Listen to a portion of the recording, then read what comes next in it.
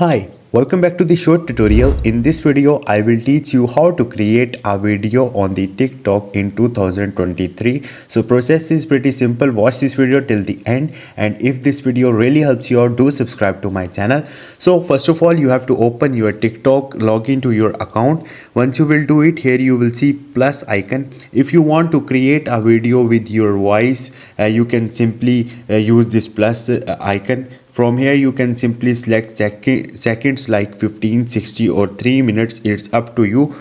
Moreover, here you will see templates option. You can also upload your pictures and create video with your pictures from here.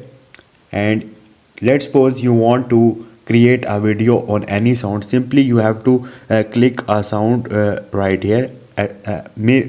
Let's suppose I want to create a video on this sound. I simply click on this music icon and you have to click on the use this sound. Now you can create a video on this sound by selecting a time frame from here. So this is the simple way. Hope this video will helpful for you. If you have any question or any confusion, just drop a comment. I will try to help you. Thank you.